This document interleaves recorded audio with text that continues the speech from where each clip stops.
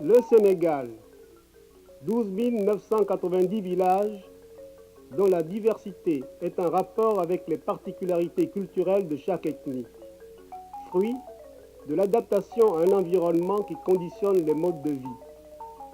Cette diversité fait la richesse des paysages physiques que l'on rencontre au Sénégal. Le choix des implantations des villages ne s'est pas fait au hasard.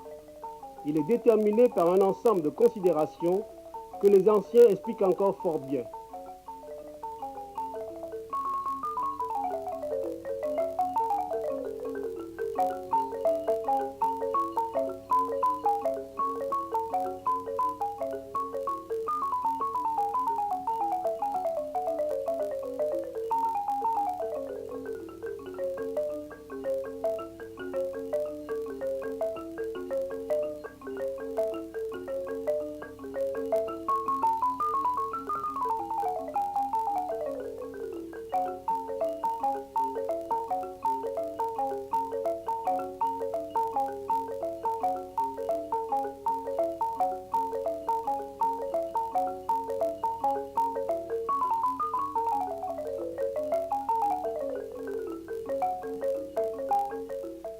Avec les nécessités de gagner les nouvelles terres à la production, 30 000 hectares ont été livrés à la culture dans le delta du fleuve Sénégal.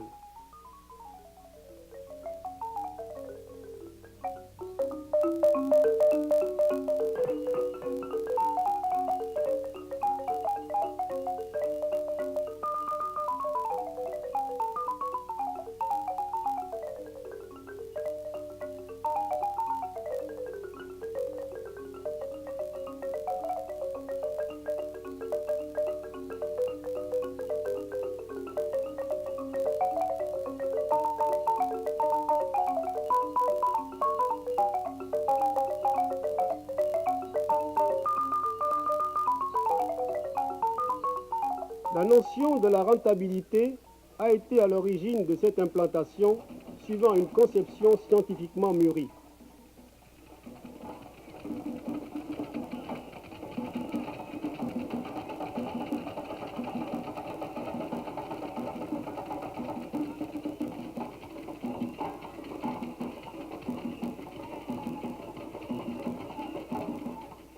Comment est organisé votre village? Notre village, évidemment, ça se compose de plusieurs ethnies, parce que c'est un regroupement de 7 régions. Né de la pensée des technocrates, ces habitations ont servi aux paysans venus dans la zone du delta comme gîte temporaire pendant quelques mois de l'année, après quoi ils repartaient dans leur village d'origine. Les nouveaux colons sont venus d'un peu partout, aussi bien donc de la région de la Casamance que de celle de Diourbel.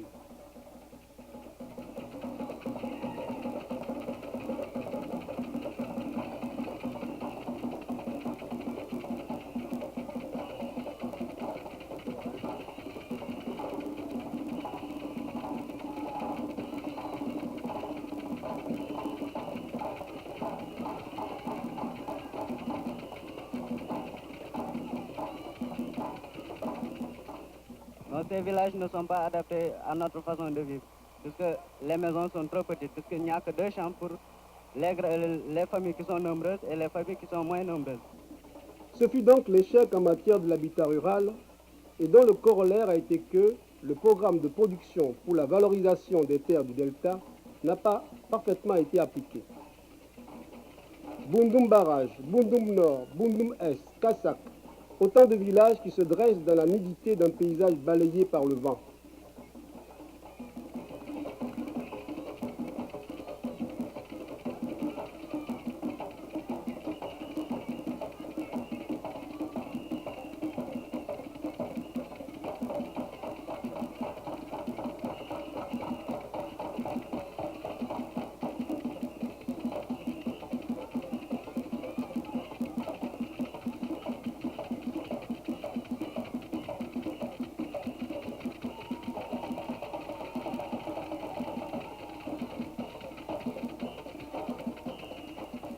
La différence de ces villages artificiellement conçus et installés comme on le fait souvent pour des cités ouvrières, comparé à un village traditionnel tel que Ronc, se retrouve dans l'humanisation des sites. La chaleur humaine qui se dégage de l'organisation des concessions est le fait du choix judicieux du lieu de l'implantation. Ici, au bord du fleuve Sénégal, qui permet les cultures de décrue lorsque s'achèvent les cultures industrielles.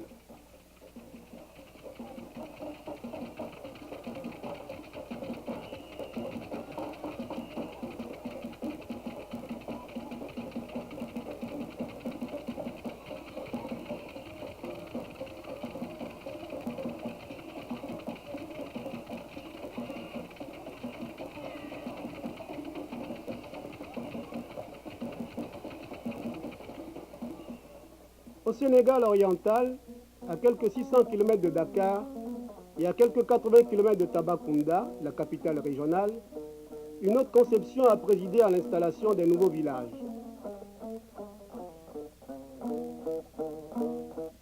Nous sommes à Maka avec M. Madoukan, conseiller régional. Alors, Maka, dans le temps, s'appelait le cercle du Nianiwouli. Le cercle du Nianiwouli qui groupe Bakel, Kédougou et le cercle de Nianiwouli, qui s'occupait les trois cercles. Le chef-lieu est à Maka-Kolimanta. Donc à Maka, le projet des Terre-Neuve dans sa forme actuelle est la troisième phase de la marche vers l'Est. En 1914 déjà, une migration spontanée de Mourides a peuplé les terres vierges de ce secteur. Avec la disparition de Cheikh Amadou Bamba en 1927, ce mouvement perdit de son ampleur. La troisième tentative a été faite en 1947 avec la création du secteur expérimental de la modernisation agricole. Cette expérience périclita en 1955. Avec l'indépendance en 1960, les premiers plans de développement ont prévu l'installation dans la région du Sénégal oriental, avant 1980, de 70 000 migrants.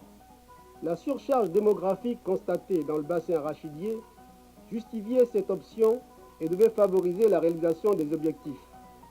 La réussite de ce projet est due précisément à ce que rien n'a été imposé aux colons, qui la plupart étaient des sérères. Le projet Maka s'étend sur une superficie de 40 000 hectares entre Koumpendoum et Malam Niani, sur un quadrilatère de 30 km sur 25. 300 familles s'y sont installées en l'espace de 3 ans. 6 villages seront créés à leur intention et chaque famille reçoit 10 hectares de terre, 6 de culture, 2 de jachère, 2 de réserve. Les Terre-Neuve du Sénégal oriental, une création originale qui dépasse maintenant le domaine de l'expérimentation. Une telle réussite pour un projet de cette envergure n'a pas manqué de soulever au cours de la réalisation certains problèmes. Ainsi, celui des femmes et des surgats. En fait, les femmes ont réclamé et obtenu des chants qui leur soient propres, suivant la tradition de leur pays d'origine, le Sine.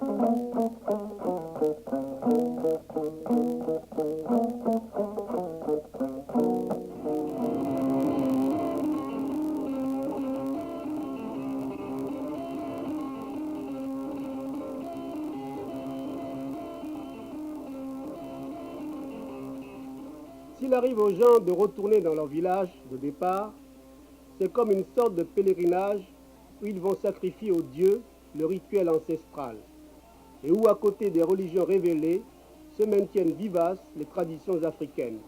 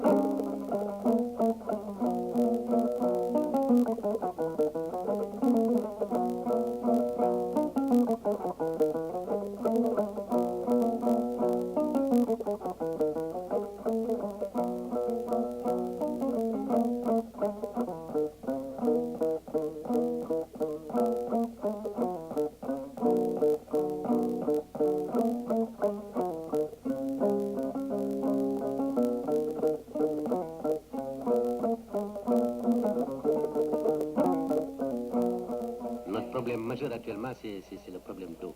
Après l'eau, c'est les communications, les routes. Les deux problèmes majeurs restent donc l'eau et les routes. Des puits sont creusés dans chaque village. Leur profondeur atteint souvent 80 mètres et pose aux villageois d'importants problèmes financiers. Les cordes frottant sur les margelles s'usent vite et leur remplacement coûte cher. Chaque famille possède en propre sa poulie qui disparaît aussi quelquefois au fond du puits avec l'usure des cordes, ce qui nécessite des frais relativement importants pour leur remplacement.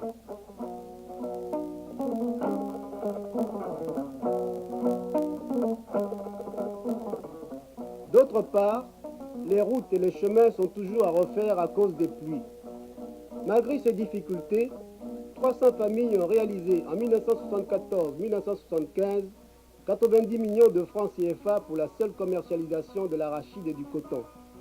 Les conditions sociales des paysans s'améliorant, il n'est peut-être pas loin le moment où ce que l'on construit actuellement pour les touristes dans les parcs nationaux tels que Nyokolokoba ne deviennent pour les paysans la réalité de l'habitat rural de demain.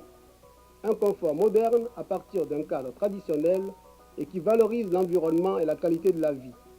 Dès 1976, 2000 familles vont être installées en 4 ou 5 ans dans la région. C'est là une grande incitation économique qui doit largement contribuer au développement social du paysanat et partant du pays tout entier.